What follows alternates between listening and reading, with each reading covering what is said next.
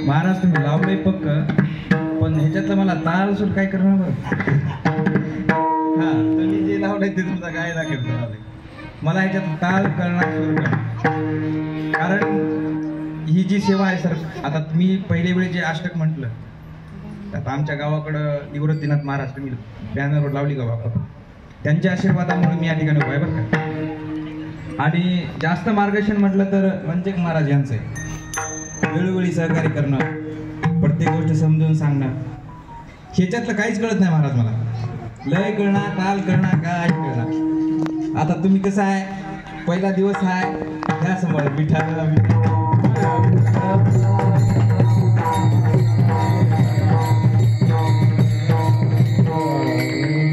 आता जो अभंग आहे महाराज नामपर प्रकरणातील आहे. आपल्या वारकरी संप्रदायामध्ये कुठलाही सप्ताह असो, कुठलाही कार्यक्रम असो, पहिल्या दिवसाची सेवा म्हटलं की भगवंताचं नाम स्मरण केलं पाहिजे. आणि हे नियमच आहे, कुठं लिहिलेलं नाही, काही नाही, पण ते दंडक आहे. वारकरी शिक्षण संस्थेचं दंडक आणि जोग महाराजाचं एक दंडक म्हणा. आणि या पहिला दिवस जो आहे ते भगवंताचं नामस्मरण करण्यासाठी दिलेलं आहे.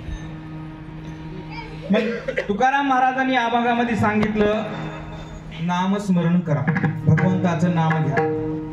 लोकांनी तुकाराम महाराजांनी सांगितलं सदा नाम घोष करू हरी कथा. महाराज म्हणले काहीच नाही, फक्त भगवंताचं नाम घ्यायचं. लोक म्हणले, आता लोकायला, आता तुमच्याकडे म्हणतात पण आमच्याकडे म्हणतात, काय होतंय केल्यानं. महाराज म्हणले काहीच होत नाही, मी सांगतो. तेने सदा चित्ता समाधान, माणसाला समाधान प्राप्त होते. लोक तेवढ्या बी थांबले नाही. लोक म्हणले अजून काय होते सांगा. लोकायला कसं आहे माहितीये का, थोडक्यात ऐकायचं, त्याला खोलवर सगळं विचारावंच लागतं लोकांना. लोक म्हणले अजून काय होते. महाराज म्हणले सगळ्या प्रकारचं सुख प्राप्त होते नामस्मरण केल्याने. लोक अजून म्हणले अजून काय होतंय सांगा. महाराज म्हटले आपला जो देह आहे हा देह राहत नाही, म्हटले भगवंत रूप होते. लोक म्हटले अजून काय होतंय. महाराजांनी सांगितलं अजून काय होतंय सांगू का तुम्हाला. पाप पुण्य आपल्याला स्पर्श सुद्धा करू शकत नाही. कशामुळं, नामस्मरण केल्यामुळं. हे नामस्मरणाचं महत्व आजच्या अभंगात सांगितलंय. विठाला या मृत्यू लोकांमध्ये 3 जन्म आहेत बघा. एक आहे देवाचा जन्म, एक आहे मनुष्याचा तुमचा आमचा जन्म, आणि एक आहे साधू संतांचा जन्म. देवाच्या जन्माचं उद्दिष्ट वेगळं आहे, साधू संतांच्या जीवनाचं उद्दिष्ट काही वेगळं आहे, आणि तुमच्या आमच्या जीवनाचं उद्दिष्ट काही वेगळं आहे. मग आपल्याला जन्म मिळाला कशासाठी मिळाला, भगवंताचं नामस्मरण करण्यासाठी. जो आपल्याला देह मिळालेला आहे ते भगवंताचं नामस्मरण करण्यासाठी. पण माणसाला जन्म का घ्यावा लागतो, त्याचे 3 कारण आहेत. पहिलं पाप, दुसरं वासना, आणि तिसरं कर्म. पाप जास्त झालं की माणसाला परत पुढच्या जन्मी जन्म घ्यावा लागतो. दुसरी गोष्ट वासना. वासना कोणत्या वस्तूवर गेली माणसाला जन्म घ्यावा लागतो. जन्म घेणे लागे वासनेच्या संगे, जन्म घेणे लागे वासनेच्या संगे, जन्म घेणे लागे वासनेच्या संगे, जन्म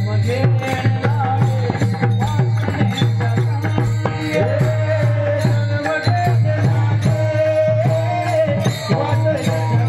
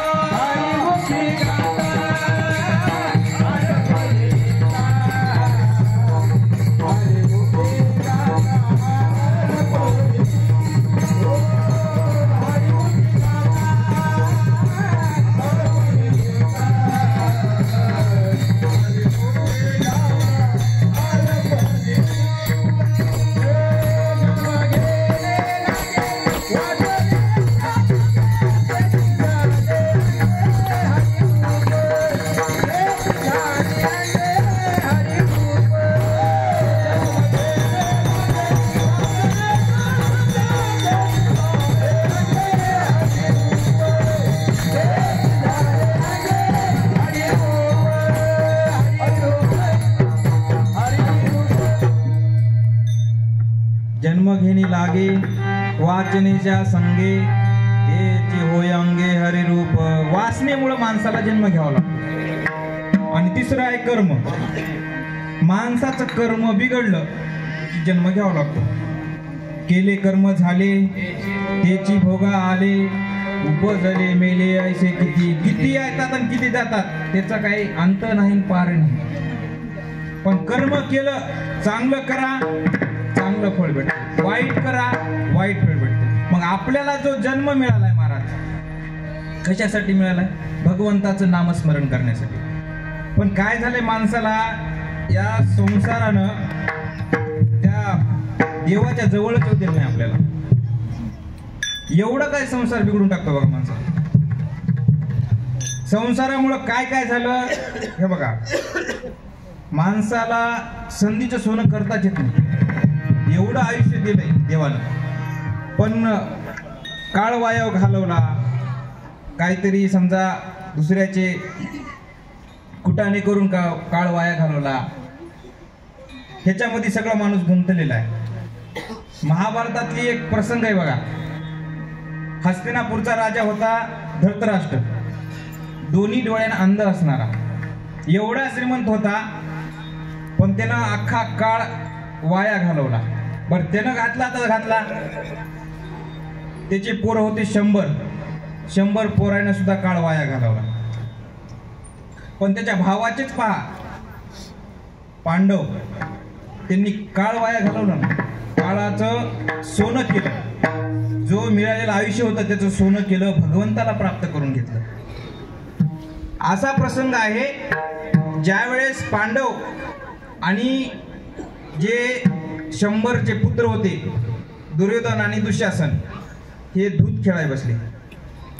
आणि दूध खेळत असताना काय झालं? आता दूध ज्यावेळेस आपण आता पानं म्हणू, पानं जुगार.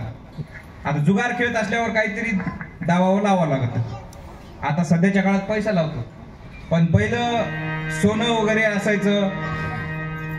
त्या पांडवांनी सगळं लावलं, सगळं गेलं महाराज. ते जे फासा टाकीत होता, कोण टाकत होता? शकुनी मामा. म्हणजे मामाच सगळ्या खोड्या करते काय. पण ते शकुनी मामा टाकायचा आणि फास जसा म्हणला तसा पडायचा. पांडवांनी सगळं हरवलं महाराज. काहीच राहिलं नाही जवळ. अंगावरले वस्त्र, सगळं राज्य, सगळं ते स्वतः पांडव दास झाले त्या दुर्योधनाचे. आणि त्यावेळेस युधिष्ठिर म्हणला, दुर्योधन आता काही आमच्याकडे राहिलं नाही. आता आपण खेळ काय करू? थांबवू. आता थांबव म्हटल्यावर त्याला दुर्बुद्धी सुचली. तो म्हटला अजून एक वस्तू राहिली. म्हटला कोणती वस्तू राहिली? पांचाली राहिली. म्हटला द्रौपदी. आता द्रौपदी राहिली म्हटल्यावर हे आता कोणी जरी असलं, एखाद्याला त्या गोष्टीचं व्यसन लागलं, ते माणसाला तिथून उठूच वाटत नाही. ते खेळावंच वाटतंय. येईल वस्तू. गेले तरी कळत नाही की चाललेत, उठाव असं नाहीच, पण ती येईल वाटते माणसाला. आणि त्यावेळेस त्या पांडवांनी द्रौपदीला दावावं लावलं, फासा टाकला. आता फासा टाकल्या महाराज फासा जसा म्हटला तसा पडला. आणि पांडव द्रौपदीला सुद्धा हरलो. आणि हरल्यानंतर दुर्योधनानं आता एवढ्यावर गप्प बसावं का नाही. दुःशासनाला सांगितलं, जा त्या द्रौपदीला बोलून आण. आज आपली ती दासी झाली. एवढं काय सांगितलं महाराज. दुःशासन निघाला. धृतराष्ट्र एक शब्द सुद्धा बोलला नाही. एक शब्द बोलला नाही. त्यानं म्हणाय पाहिजे होतं, दासी झाली ठीक आहे, पण सभेमध्ये आणायचं नाही. दुःशासन गेला. आजपर्यंत त्यानं आवाज दिला, द्रौपदी तुला सभेत बोलवलं राजांनी. द्रौपदीने विचार केला, आजपर्यंत मला वहिनी म्हणून फिरणारा मला अचानक द्रौपदी कस काय म्हटला. तिने विचारलं, भाऊजी काय झालं? मला आज अचानक अशा आवाजानं का बोललात? मला नावानं का बोललात? आजपर्यंत मला वहिनी करत होतात, पण आज मला तुम्ही द्रौपदी या नावानं बोलवलं.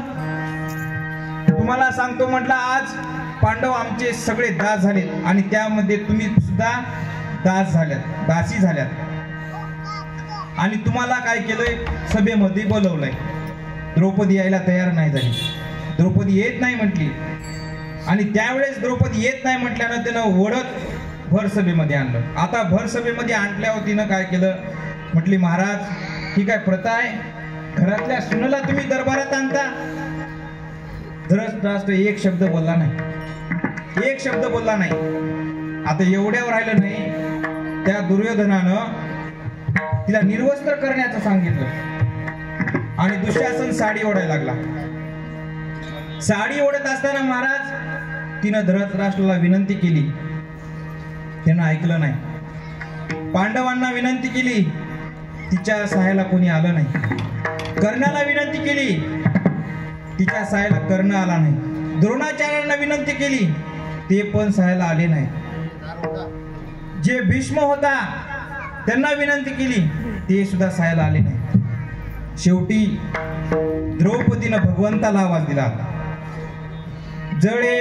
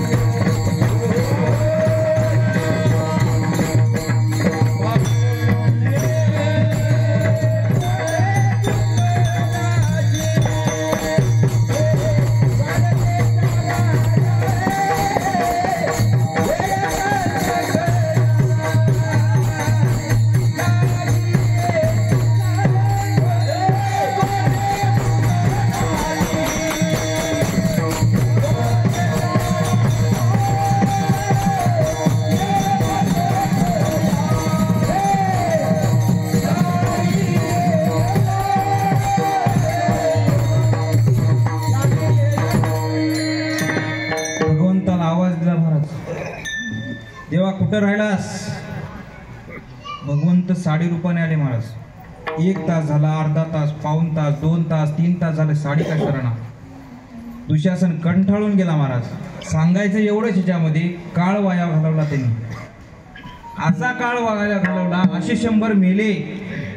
पुण्या टपरीला सुद्धा नाव नाही बघा. Duryodhan 5 stall, Dushasan 5 stall. राहिले का नाव? कुठं नाव सुद्धा राहिलं नाही. एवढा काळ वाया घालवला. आणि ज्यावेळेस समजा पांडवांचं राज्य आलं, त्यावेळेस धृतराष्ट्राला एक महाल दिला होता, एक रूम दिली होती स्पेशल राहण्यासाठी. आणि त्या रूम मध्ये तो एकटाच राहायचा. आणि जेवण करते वेळेस भीम त्याला जवळ जायचा आणि त्याला 100 पोरं कसे मारले ते सांगायचं. एक एक रोज, एक दिवस एक सांगायचा. ज्या गादीवर बसून तो आदेश द्यायचा, ज्या गादीवर बसून राज्य कारभार सांभाळायचा, आज त्याच ठिकाणी बसून त्याला मेलेल्या पोराची कथा ऐकावं लागली. हे कर्म आहे. काळ वाया घालवला. मग कर्म चुकत नाही बरं का. कर्म माणसाला सोडतच नाही, अजिबात सोडत नाही. आज नाही उद्या. ते पहिलं होतं की कर्म आता केले पुढच्या जन्मी, आता तसं राहिलं नाही. आता केलेत, आताच फेडावं लागणार. एवढं काय कर्म. पण भगवंतानं आपल्याला भगवंताला आपल्याला स्मरण करायचं. या देहाला फक्त आणि फक्त भजनाची गरज आहे. काळ सारा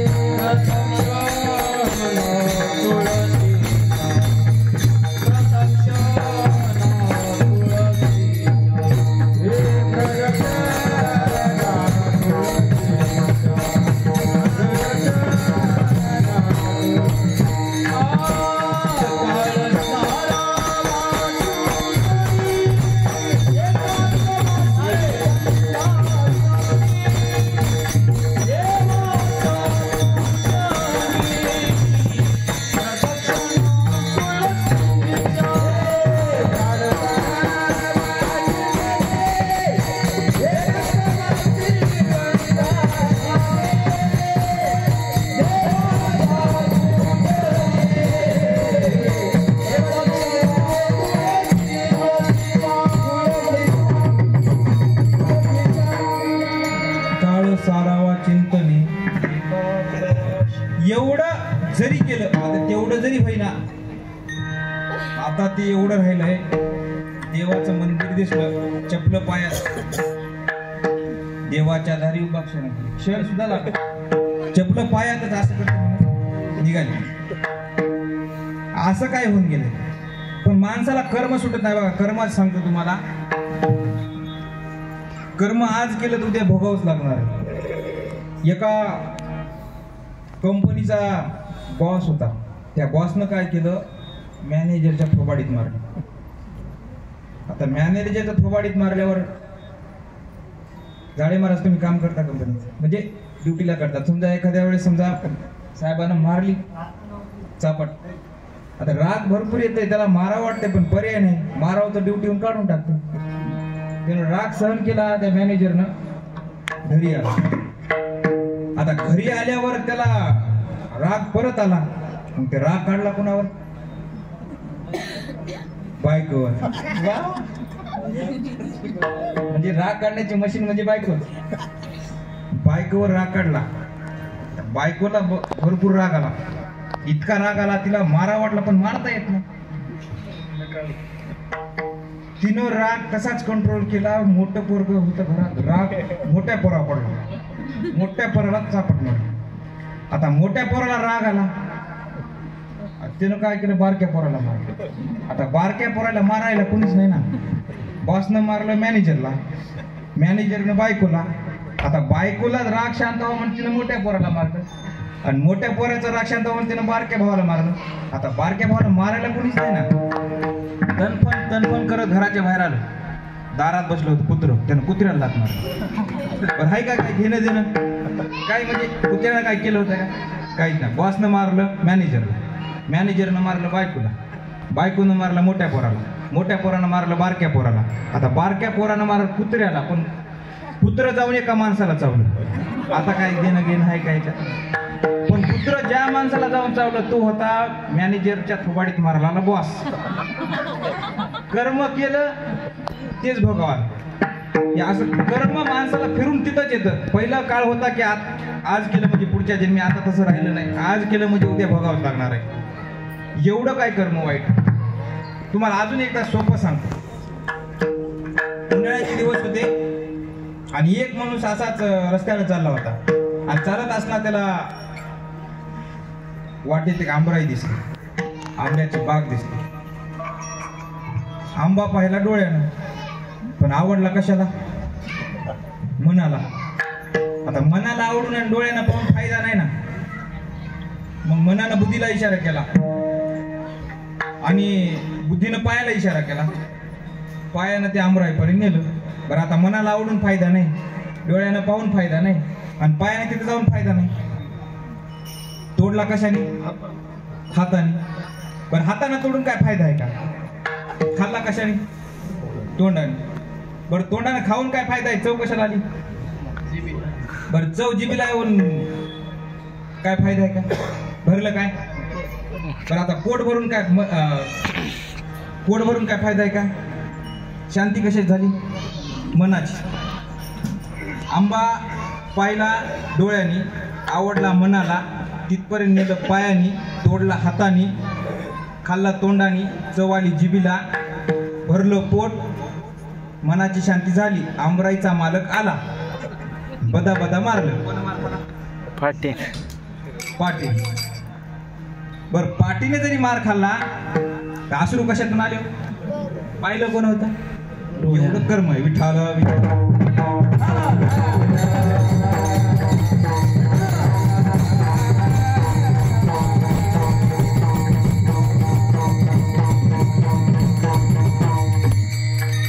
एवढं कर्म आहे बघा. जाग्यावर तिथं फिरू. मग कर्म माणसाचं चांगलं असलं पाहिजे. मग आपल्याला जो देह मिळालाय भजनासाठी मिळाला. दे दिला दे भजना दे दिला दे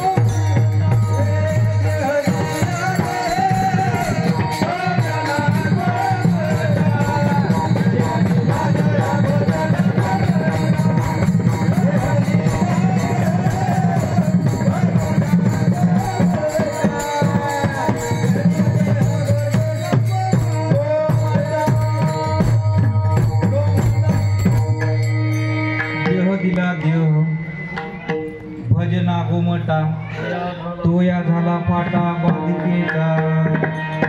देवानं भजनासाठी दिले बघा.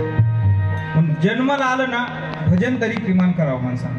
ते अभंग खूप छान आहे. आता अभंग काय माहित नाही मला. कधी लागेल रे वेड्या तुला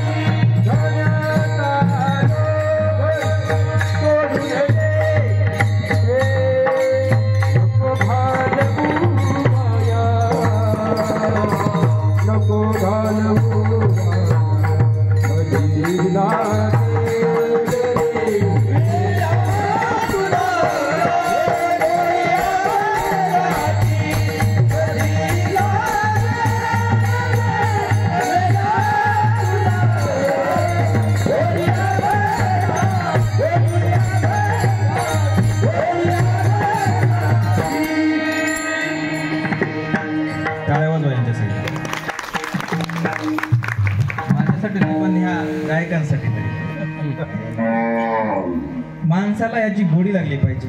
काळ वाया घालवायचं, संधी मिळाली ना संधीचं सोनंच केलं पाहिजे. माणसाला आयुष्य भेटलंय महाराज, आयुष्याचं सोनं केलं पाहिजे. पण काय, माणसाला संधीचं सोनं करताच येत नाही. माणूस आजपर्यंत संधीचा कोळसा करत आला. पूर्वीच्या काळामध्ये राजे लोक राहायचे आणि ते राजे लोक काय करायचे, शिकारीला जायचे. आता शिकारीला जायचं म्हटल्यावर बाण वगैरे सोबत असायचा. आणि एक राजा असा शिकारीसाठी जंगलात गेला, अरण्यात गेला. आणि अरण्यात गेल्यावर त्यानं बाण धरला. आणि बाण धरल्यावर त्याचं सगळं लक्ष, सारं लक्ष त्या बाणावर आहे. आणि त्याला कळालं नाही की त्याचा पाय एका सापावर पडलाय. आणि सापावर पडल्यामुळं साप रागावलाय, साप चावणार आहे अशा अवस्थेत झाला. आणि तिथूनच एक लोहार लाकडं तोडायला चालला होता. त्याने लाकडाची मुळी त्याच्या डोक्यावर होती. आणि लाकडाची मुळी डोक्यावर होती. त्यानं पाहिलं की कोणीतरी आपल्या राज्यातला राजा शिकारीला आलाय. त्यानं बाण धरलाय आणि त्याचा पाय एका सापाच्या शेपटीवर पडलाय, अंगावर पडलाय. आणि सापानं फणा काढलाय आणि साप त्या राजाला चावणार आहे. त्या लोहारानं पाहिलं. लोहारानं पाहता क्षण डोक्यावरली मुळी खाली टाकली, पळत गेला, राजाला ढकलून दिलं. आणि तो जो साप होता हातात धरला आणि दूर फेकून दिला. आता दूर फेकून दिल्यावर राजानं पडला. राजा पडल्या क्षणी पाहिलं राजानं, मला कोणीतरी एका व्यक्तीने ढकलून दिलं, माझा नियम चुकला, बाण खाली पडला, मी खाली पडलो. त्या राजानं उठून पाहिलं तर तो लोहार दिसला. अरे कोण म्हणे तू? लोहार म्हणला, मी लोहार आहे. आणि इकडे कस काय, मला कस काय ढकलून दिलंस? त्यानं सांगितलं. राजे म्हटला, तुमचा नियम तुम्ही धरला होता, बाण धरला होता, पण तुम्हाला माहित नव्हतं की तुमचा पाय एका सापाच्या शेपटीवर पडलेला आहे आणि सापानं फणा काढलेला आहे. आणि तुम्हाला तो साप चावणार होता म्हणून तुम्हाला ढकलून दिलं तो, आणि साप मी फेकून दिला. बघा म्हणला तो साप. त्या राजानं साप पाहिला. राजानं विचारलं, काय करतोस म्हटला काम? तो म्हटला, मी लोहार आहे, रोज लाकडाच्या मुळ्या घेऊन जातो, घरी चांगल्या नेऊन वाळवतो, चुलीत घालतो, कोळशे करतो, बाजारात 2-3 रुपये किलो प्रमाणे विकतो नेऊन. बरं बरं म्हटला. राजाला खात्री पटली की यानं माझा जीव वाचवला. राजा आनंदी झाला. राजा म्हटला, आजपासून हे काम अजिबात करायचं नाही. चल म्हटला, माझ्या रथात बस आणि चल राज्यात. राजानं त्याला लोहाराला रथात बसवलं आणि रथात बसून राज्यात घेऊन गेला. राज्यात गेला राजानं आदेश दिला, प्रधानजी इकडे या. आता तुमच्या भाषेत सांगायचं, कम हिअर, इकडे या म्हटलं. प्रधानजी धावतच आला. राजे, काय झालं? काहीच नाही झालं. तर मग हाक कशाला मारली? हाक मारली त्याचं कारण आहे म्हटलं, हा लोहार आहे म्हटला. दररोज प्रमाणे मी आज शिकारीला गेलो होतो आणि शिकारीला गेल्यावर माझा पाय एका सर्पाच्या शेपटीवर पडला होता आणि सर्प मला चावणार होता. या लोहारानं मला माझा जीव वाचवला. आता लोहारानं माझा जीव वाचवला, काय कर म्हटला, हा लोहार जर नसता तर माझं राज्य राहिलं नसतं, माझं कुटुंब राहिलं नसतं, पैसा राहिला नसता, काहीच राहिलं नसतं. हा लोहार आहे म्हणून मी हे म्हणतो. त्या लोहाराला काय कर, 5 एकर चंदनाची बाग देऊन टाक. आता 5 एकर चंदनाची बाग देऊन टाक म्हटल्यावर अजून म्हटला, आत्ता लावलेली देऊ नकोस, 2-4 वर्षाने येणारी देऊ नकोस, सध्या जी तोडा येणार आहे ती चंदनाची बाग देऊन टाक. आणि 5 एकर चंदनाची बाग त्या लोहाराच्या नावात करून टाकली राजा. आता 1 कोटीचं उत्पन्न 1 एकर मध्ये होतं चंदनाचं. आता ते जर आपल्याला अभ्यासच करायचा असला ते पुष्पा पिक्चर पाहावं लागेल बघा. हे करायला माहित असेल, झुकेगा नाही साला. मग त्याच्यामध्ये चंदनाचा व्यापार सांगितलाय. 5 एकर देऊन टाकलं राजानं त्या लोहाराला. लोहार आनंदी झाला आणि 2-4 वर्ष निघून गेले. आता राजाला वाटलं एवढा श्रीमंत लोहार मी केला, एवढा श्रीमंत केला. आता एवढं श्रीमंत झाल्यावर त्यानं चांगल्या प्रकारे घर बांधलं असेल, 2-4 गाड्या घेतल्या असतील, लेकरं चांगल्या शाळेत शिकाय असतील. ह्याच्या पलीकडे माणूस काही करू शकत नाही. अन्न वस्त्र निवारा ह्याच्या पलीकडे माणूस पैशाचा वापर करू शकत नाही. आणि राजा म्हटलं आता ह्याला एकदा भेटलं पाहिजे. 2-4 वर्षे झाली राजा त्याच्या दारातून चालला होता. पूर्वी ज्या झोपडीत तो लोहार होता त्याच झोपडीमध्ये तो लोहार आज पण दिसला. राजाला नवल वाटलं. लोहाराला मी 4 वर्षाखाली 5 एकर 5 कोटी समजा 5 कोटी चंदनाची बाग दिली ना, लोहार इथंच. राजा त्या झोपडीत आला. राजा आल्या त्यानं मुजरा घातला. राजा म्हटला ते मुजरा राहू दे बाजूला, मला सांग म्हटला 4 वर्षापूर्वी मी तुला 5 एकर चंदनाची बाग दिली होती. हो दिली होती म्हटला. मग तू इथंच कस काय? हो म्हटलं आता इथं राहतो तिथंच राहणार ना. त्या लोहारानं सांगितलं. राजा म्हणला तुमची त्यावेळेस माझ्यावर लई कृपा झाली म्हणला. रोज 20-25 किलोमीटर त्या जंगलात जावं लागत म्हणला लाकडं तोडायला. आता सोपं झालं म्हटलं. जवळच त्या बागेत जातो, 2-4 लाकडं तोडून आणतो, चांगल्या प्रकारे वाळवतो, चुलीत घालतो, कोळशे तयार करतो, 2-4 रुपये किलो प्रमाणे समजा पुण्यामध्ये न निघतो, कात्रजमध्ये न निघतो. आता तेवढं म्हणल्यावर राजाने डोक्याला हात लावला. महाराज डोक्याला हात लावला. म्हटला झाली का सगळी बाग विकली? हो म्हटला सगळी झाली. बरं आजच्या पुरतं काय राहिलं नाही मला, एवढं फक्त लाकूड राहिले म्हणला. एवढं लाकूड राहिले? बरं बरं म्हणलं. मग त्या लोहाराला सांगितलं काय कर, हे लाकूड आहे ना ही त्या पुढच्या व्यापारी आहे आणि त्या व्यापाऱ्यापाशी दे आणि त्याला सांग की राजानं पाठवले. लोहार गेला महाराज. आता राजानं सांगितलं कोणी जाते, आता एखाद्या साहेबांना सांगितलं नोकराला जावंच लागते. तसं तो गेला त्या व्यापाऱ्यापाशी सांगितलं हे जरा म्हटलं राजानं पाठवलंय. त्या व्यापाऱ्याने त्याचा वास घेतला आणि त्याला विचार लोहारा हे लाकूड तुझ्याकडे कुठून आलं? तो म्हटलं काय झालं? आधी सांग म्हटला तुझ्याकडे कुठून आलं? असं झालं तर काय सांगा म्हटला. नाही मला आधी सांग कुठून आलं. तो म्हटला राजानं मला एक बाग दिली होती म्हणला 4-5 वर्षापूर्वी आणि रोज तुमच्या पैसे सांगतो तो म्हणा. आज फक्त लाकूड घेऊन आलो, अगोदर कोळशे आणत होतो. आणि तसं म्हटल्यावर त्या लोहार म्हटला रोजच्या प्रमाणे मी आज लाकूड घेऊन आलो. त्या व्यापाऱ्याने सांगितलं या लाकडाचे तुला मी 25,000 देतो. एवढ्याशा तुकड्याचे 25,000. लोहारानं डोक्यालाच हात लावला. आता डोक्याला हात लावला त्याला कळालं की आपलं काहीतरी चुकलं. त्या व्यापाऱ्याने सांगितलं अशी लाकडं अजून जर असती तर अजून घेऊन ये, भरपूर पैसे देतो. मग त्या लोहारानं काय केलं, संधी मिळाली होती पण संधीचा कोळसा केला. आयुष्य मग तसंच त्या लोहाराचं जाऊ द्या पण आपल्याला देवानं देह दिलाय, बरोबर आहे. आणि 5 कोटी चंदन त्याच्या वर किंमत असेल या देहाची. हे बघा ह्या आयुष्यामध्ये माणसाला देह भेटलाय. डोळा गेला डोळा परत भेटत नाही, हात गेला हात तसाच हात परत भेटत नाही, पाय गेला पाय भेटत नाही. एवढं काय मग माणसानं काळ वाया घालवायचा नाही. हे दिले इंद्रिय हात पाय कान,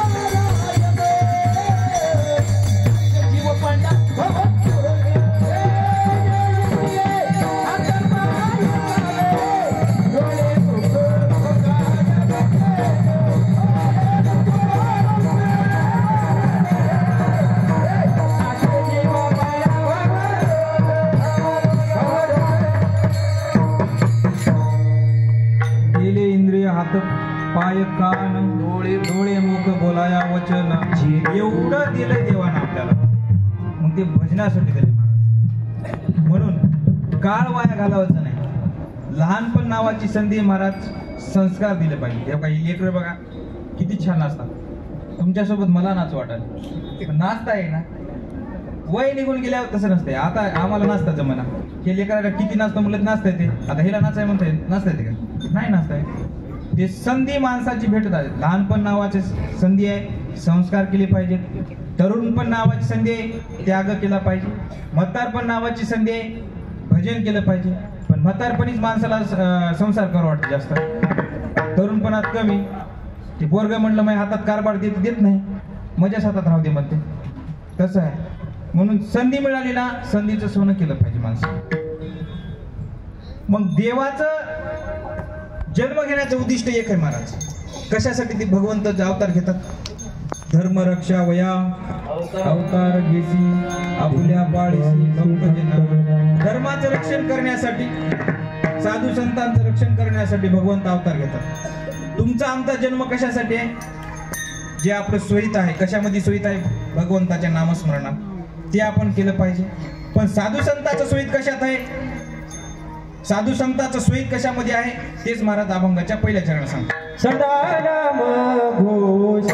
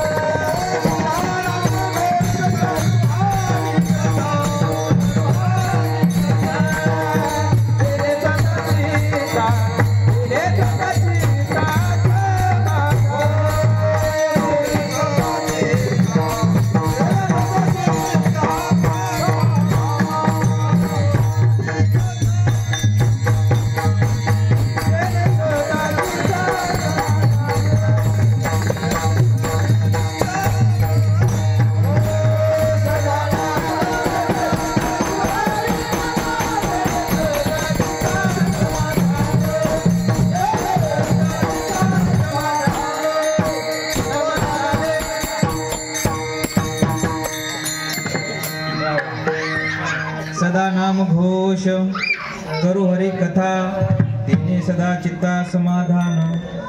पहिला शब्द आहे बघा, सदा. सदा म्हणजे कदा, सदा म्हणजे नित्य निरंतर भगवंताचं नामस्मरण केलं पाहिजे. पण आपलं तसं नाही. सदा नाम घोष केलं तर सदा समाधान भेटते. मग कदा कदा नामस्मरण केलं तर मग कदा कदा समाधान भेटते. मग भगवंताचं जर नामस्मरण केलं तर माणसाला पहिली गोष्ट म्हणजे समाधान प्राप्त होते. मग साधू संतांच्या बघा, आपल्या चेहऱ्यावरलं तेज आणि साधू संतांच्या चेहऱ्यावरलं तेज काही वेगळं असतं. आपल्या चेहऱ्यावर कधीच समाधान भेटणार नाही, कधीच भेटणार नाही. साधू संतांच्या चेहऱ्याकडे बघितलं कधी पण पहा, समाधान असणार. एवढं काय समाधान असतं माणसं. मग त्याला छंद बी राहावा लागतो. हे हरी तुझे नाम गाविल अखंड, हरी तुझे नाम गाविल अखंड, हरी तुझे नाम गाविल अखंड, हरी तुझे नाम गाविल अखंड, हरी तुझे नाम गाविल अखंड.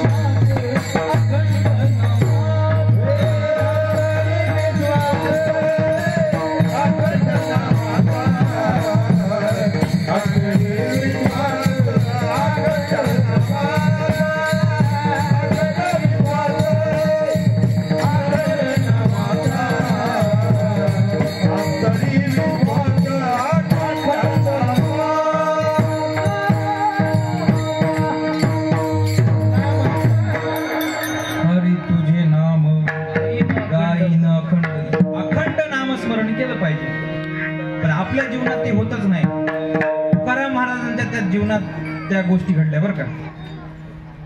तुकाराम महाराजाच्या जीवनात अशा काही गोष्टी घडल्या.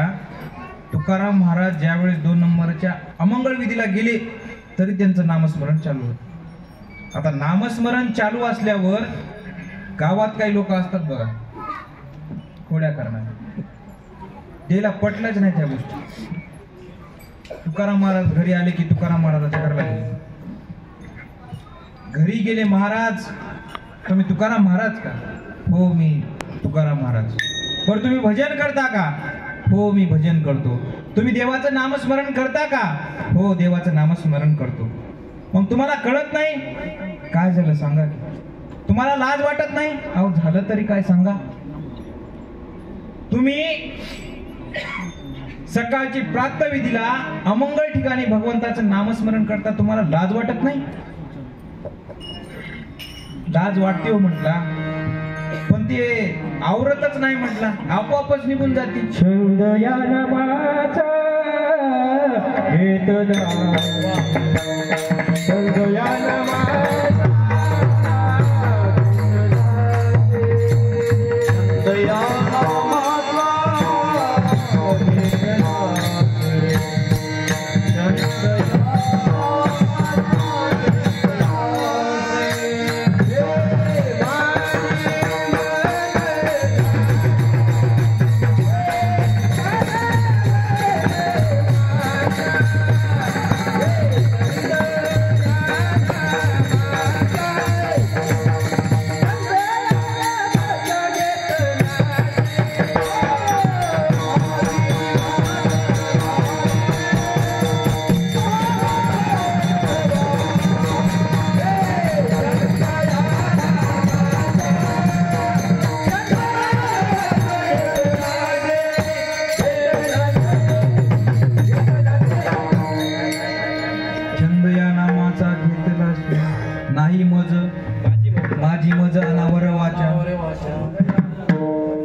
राहतच नाही ते.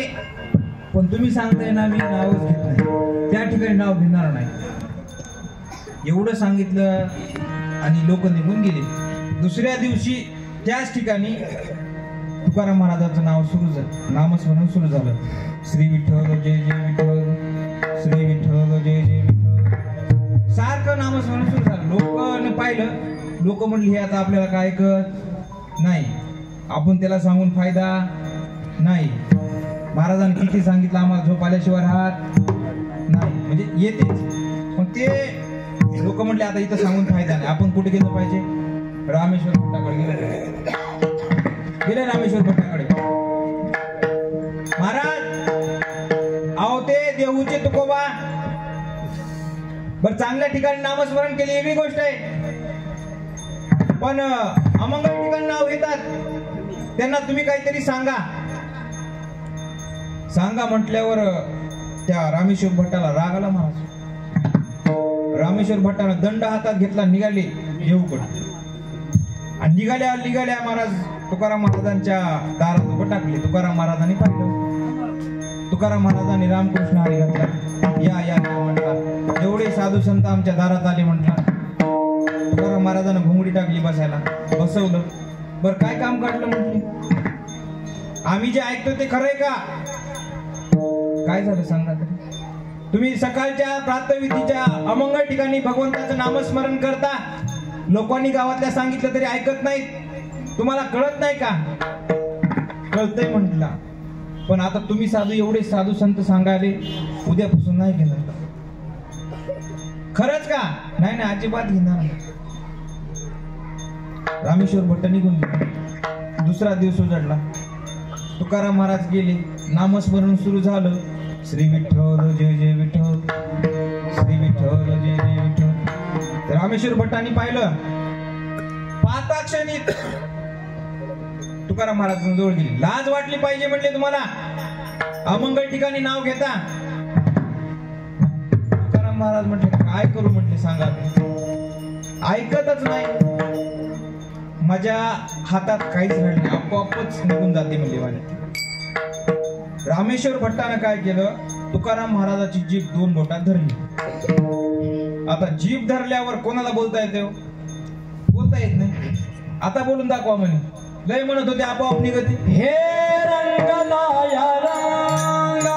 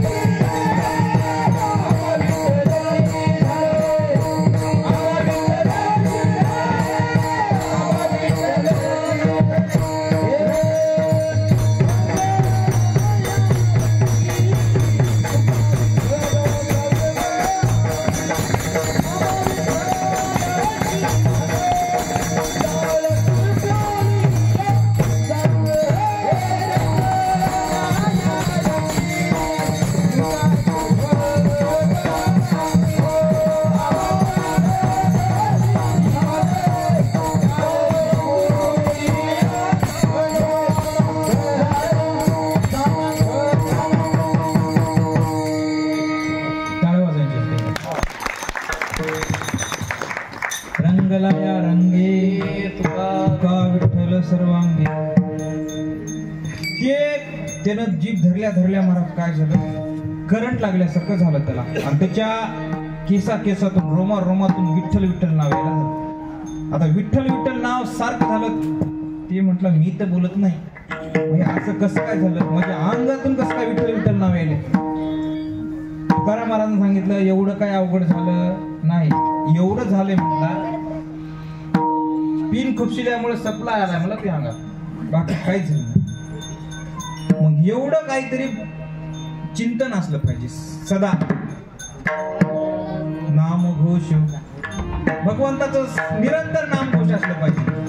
मग त्यानं काय होते, समाधान प्राप्त होते. मग साधू संतांच्या जीवनात किती काही वाईट काळ होत्या बघा, समाधान राहणार म्हणजे राहणार. आमच्या गंगाखेड तालुक्यामध्ये आमच्या परिसरात गंगाखेडमध्ये संत जनाबाई होऊन गेल्या. ज्यावेळेस संत जनाबाई लहान होत्या त्यावेळेस त्यांची आई राहिली नव्हती, वडील होते आणि त्यांच्या दारातून एक दिंडी चालली होती.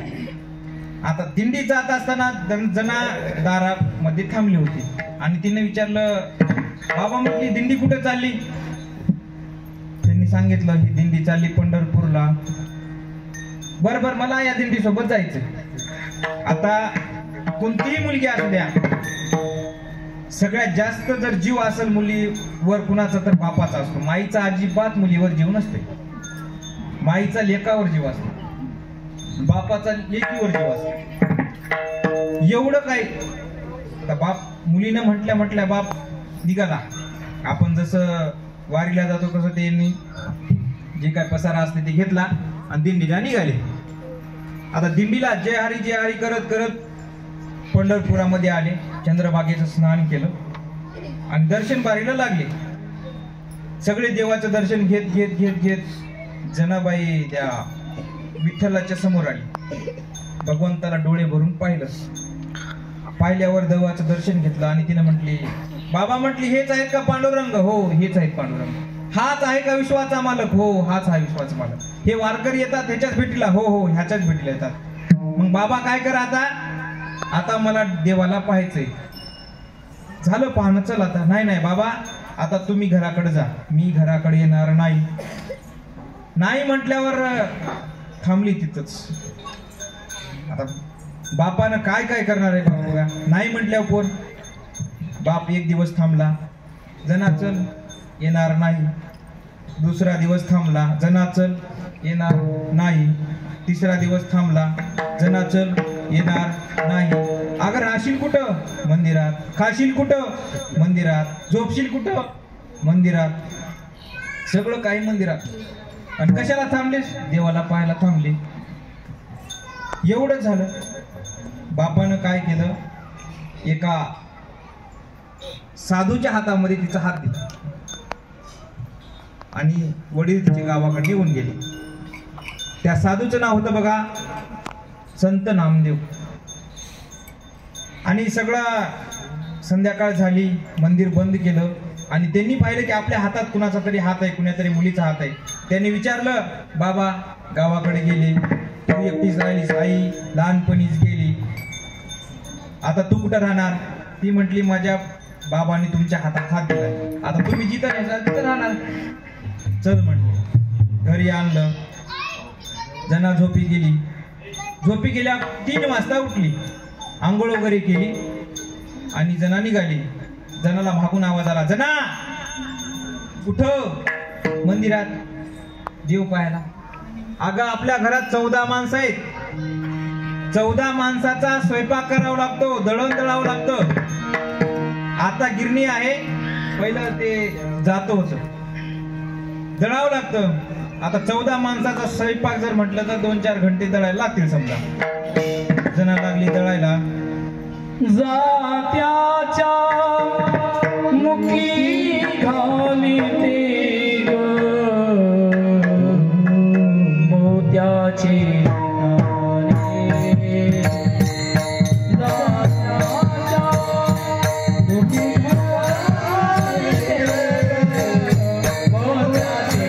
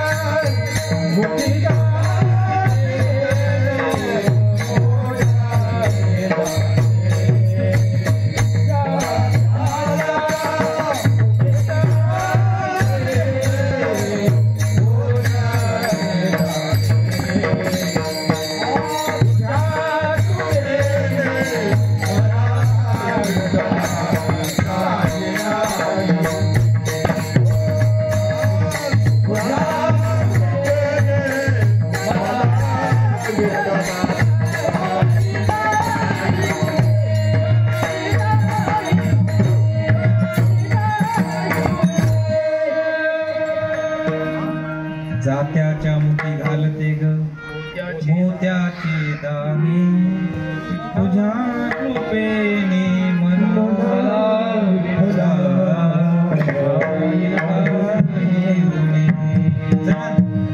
जना दळायला. जळता दळता सकाळचे 8 वाजले. जना आंघोळ केली आणि मंदिराकडे निघाली. जना कुठं? मंदिरात.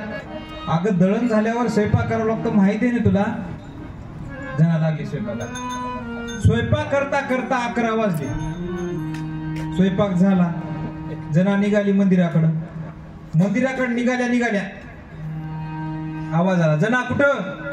मंदिराकडं. अगं स्वयंपाक झाल्यावर जेवण केल्यावर ताट काही धुवावं लागतं की नाही, भांडे वगैरे धुवावं लागतील की नाही. जना लागली भांडे धुवायला. 12 वाजले. अजून जना निघाली मंदिराकडं. जना कुठं? मंदिराकडं. अगं तुला माहिती की संध्याकाळचा स्वयंपाक करण्यासाठी गौऱ्या थापावं लागतात. निघाली जना चंद्रभागेच्या तरी. गौऱ्या थापता थापता 6 वाजले. 6 वाजले. जना घराकडे आली. हातपाय वगैरे धुतले आणि जना मंदिराकडे निघाली. जना कुठं? मंदिराकडं. अगं संध्याकाळचा स्वयंपाक कोण करत? लागली स्वयंपाकाला. स्वयंपाक करता करता 8 वाजले. जना मंदिराकडे निघाली. अजून आवाज आला, जना कुठं? मंदिराकडं. भांडे कोण धुणार? जना भांडे घासायला लागली. 9 वाजले. जेवायची वेळ झाली, म्हणजे वेळ आहे आपल्याला अजून. ते जना 9 वाजले मंदिर बंद झालं. आता मंदिर बंद झाल्यावर पर्याय नाही ना, जना घरीच थांबली. जना म्हटली आपण आलो होतो कशासाठी, भगवंताला पाहण्यासाठी. आपल्या पदरात काय पडलं, 14 माणसाचा कारभार आपल्या पदरात पडला. सगळं काही जनाला करावं लागायचं. असं काय झालं, जना म्हटले आता काय फायदा नाही. जना एकदाच मंदिरात गेली होती, काही फायदा नाही म्हटले, आता कुठं जाऊन फायदा नाही, काही नाही. जनानं सुरू केलं, मग दळता दळता भगवंताचं नाव घ्यायला लागली. गौऱ्या थापता थापता भगवंताचं नाव घ्यायला लागली. त्याच्यानंतर अजून सगळं काही काम करताना भगवंताचं नाव घ्यायला लागली. सुंदर माझे जाते ग फिरते बहुते.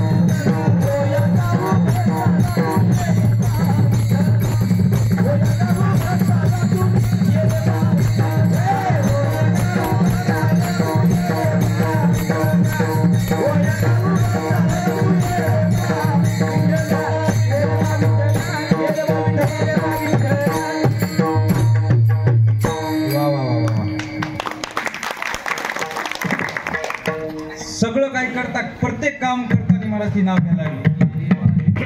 कामामध्ये काम, काही म्हणा, प्रत्येक वेळेस नामस्मरण करायला लागली मला. आणि एवढं झालं, तिला झोपच भेटणार. रात्री 12 वाजता झोपायची आणि सकाळी 3 वाजता उठायची. 3च तास झोपायची. मग आता 3 तास झोप झाल्यावर काय झालं, तिला झाल्या वा. तुमच्याकडे वा म्हणतात, काय म्हणतात, वा म्हणतात, आमच्याकडे वा म्हणतात. ते वा झाल्यावर तिला ती 3 तासाची पण झोप मिळाला. भगवंताला चिंता पडली. जना माझ्यासाठी इथं राहिली, बापाला सोडून दिली, आई तर पहिलीच गेलेली आहे आणि साधू संतांच्या घरी रोज रोज राबते. देवाला काळजी वाटली, तिला झोप भेटना. देवानं काय केलं माहितीये काय, देव रात्री 2:30 वाजता मीठ सोडून निघाले. जनाबाईच्या झोपडीपाशी आले. झोपडीपाशी आल्यावर काय केलं, जना उठण्याच्या अगोदर गरम पाणी केलं आणि जनाबाईला उठल्यानंतर तिला आंघोळीला नेलं आणि गरम पाण्यानं केस धुवायला टाकले. केस धुतले पण काही वा राहिल्याच डोक्यात. आता तेवढं झाल्यावर देवानं काय केलं, 2 फण्या घेतल्या. फण्या कंगा आधी घेतल्यावर त्या फणीनं काढायला लागले. काढता निघाल्या पण काही राहिल्याच अजून. मग देवानं काय केलं, आपल्या भारत देशामध्ये एक परंपरा आहे बघा, वा काढण्याची. हाताला ओढून काढतात बघा. मग असं काढतात. मग देवानं काय केलं, केसात हात टाकला, वा काढल्या हातावर टाकली आणि त्यात वाजली. देवानं मारलं. देवानं असं करून तिच्या डोक्यात त्या वा काढल्या. जना मला सांगायचंय, जना मंदिरात कितीदा गेली होती, एकदा. बरं, जना मागं का असं आपल्यासारखं काम नव्हतं काय, सगळ्यासारखं काम होतं. आपल्या तर घरात 2-4च माणसं आहेत. आपल्या घरात कोणाचे 14 माणसं राहिली नाही. जरी 14 माणसं असले तर हाताखाली माणूस आहे. आता काही राहिलंच नाही. आता तुमच्या भागामध्ये असतील बघा, आता आमच्या तिकडं नाही, खेडेगावामध्ये काय नोकरानी वगैरे, तुमच्या इकडे राहतात पुणे साईडला. एवढं काय असताना तिनं नामस्मरण केलं. एवढं काय असताना, एवढा पसारा मागा असताना, आपल्या मागं एवढा पसारा नाहीच त्याच्या एवढा, तरी आपण देवाचं नाव अजिबात घेत नाही. घेतोत का, नाही घेत. मग जनाबाईला विचारलं, जनाबाई तुम्ही एवढं काम असताना देवाचं नाव घेता कशामुळं एवढं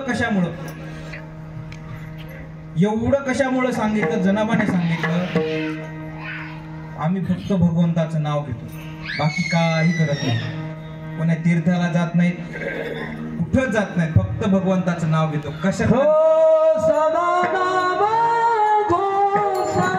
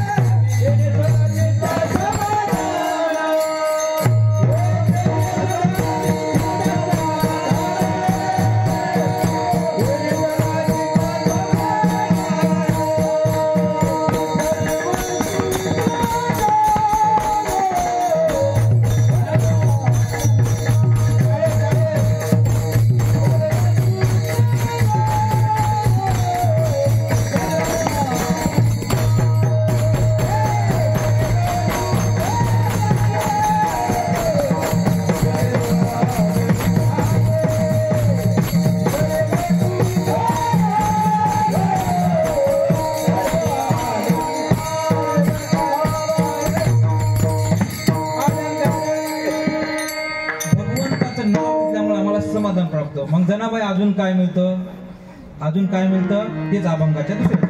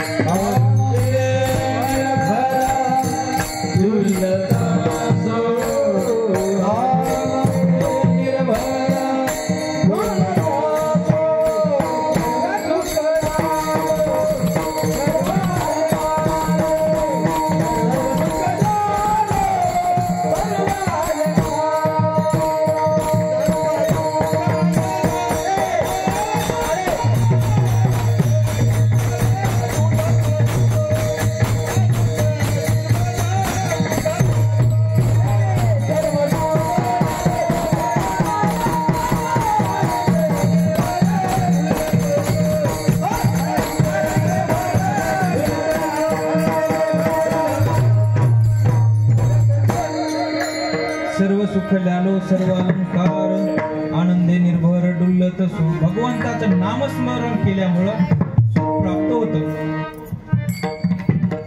पहिली गोष्ट समाधान प्राप्त होतं, दुसरी गोष्ट सुख प्राप्त होतं. ह्याच्यातले आपल्याला कोणतंच प्राप्त होत नाही. पहिली गोष्ट आपल्याला समाधान प्राप्त होत नाही आणि दुसरी गोष्ट सुख प्राप्त होत नाही. सुख आलं तर उद्या लगेच दुःख येणारच आहे. मग भगवंताचं नामस्मरण केल्यामुळे सुख प्राप्त होतं. सर्व सुखले आलो सर्व अलंकार आनंदी निर्भर डुलत असो विठोबा.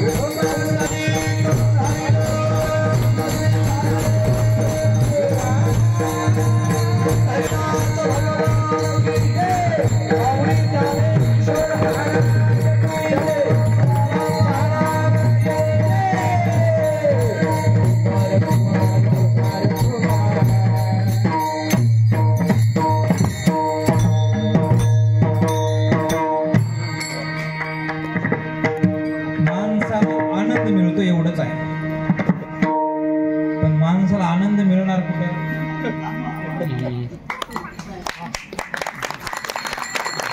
विठाल विठाल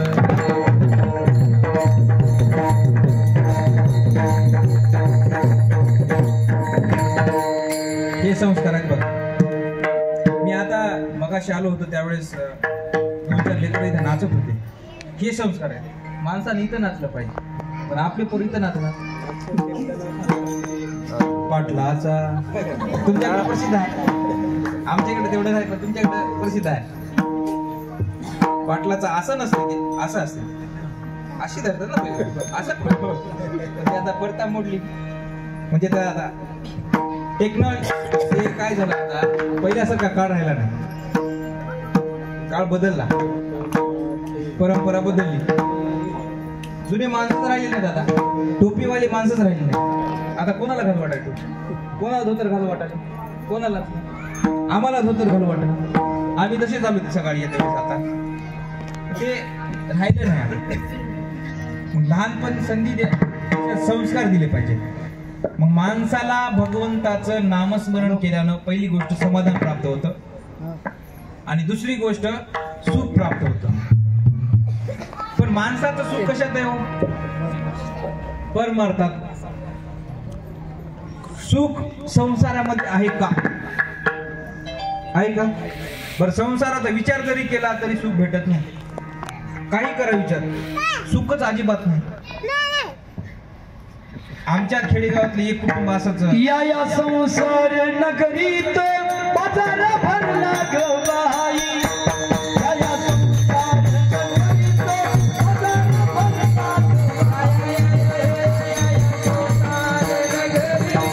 बाजार भरला ग बाई, संसार नगरीत बाजार भरला ग बाई.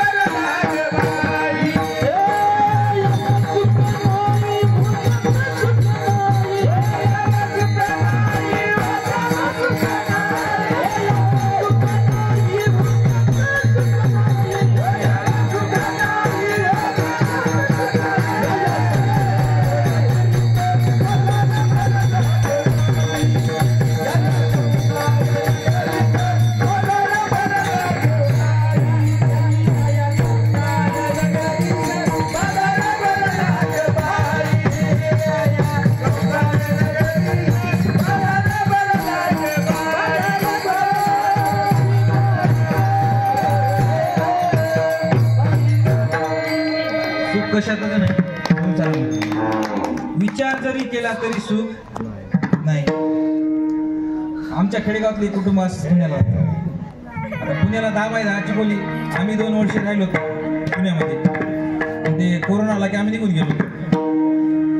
10 बाय 10ची खोली आणि त्याच्यात नवीन लग्न झालं होतं. नवीन लग्न झाल्यावर बघा मी आहे फोटोग्राफर. मी आहे फोटोग्राफर. ते मला माहित आहे. तुम्ही म्हणसाल तुम्हाला कसं माहिती.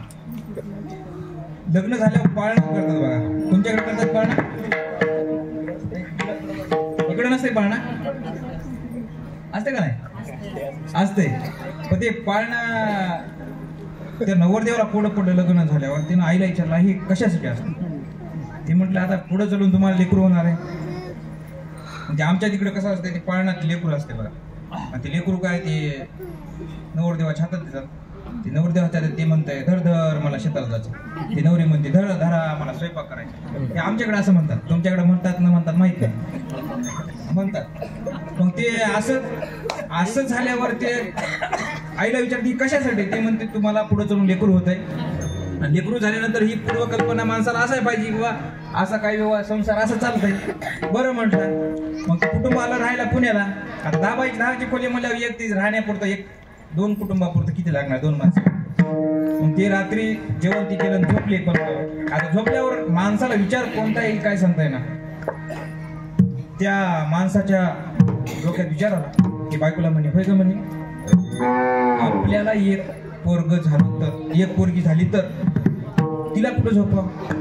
ती म्हटली त्याच्यात काय अवघड आहे. तुम्ही मागं जरा सरकार मी मागं जरा सरकार. एवढी जागा होती पोराला आता एवढी जागा झाली. आता ती एवढ्या उभी थांबलं नाही. ते म्हणले हिच्यावर 2 जुळे झाले तर मग कुठं. ती म्हणली तुम्ही जरासं मागं सरकार मी जरासं मागं सरकार. ते जरासं मागं सरकार गेलं धन दिशा खाली पडलं. पण खाली पडल्यावर मला सांगा त्याच्या कमरेचं हाड मोडलं. त्याला दवाखान्यात न्यायचं नंतर बघू आपण झाल्यावर 9 वाजल्यानंतर. आता इकडे लक्ष द्या. माणसानं विचार जरी केला सुख आहे का. बर मला सांगा पोरग झालं होतं की झालं नव्हतं. न झालेले पोरं जर कमरेचं हाड म्हणतात झालेले काय करतात. संसारात कुठं सुख नाही अजिबात सुख नाही. माणूस आज जर विचार केला सुख आहे उद्या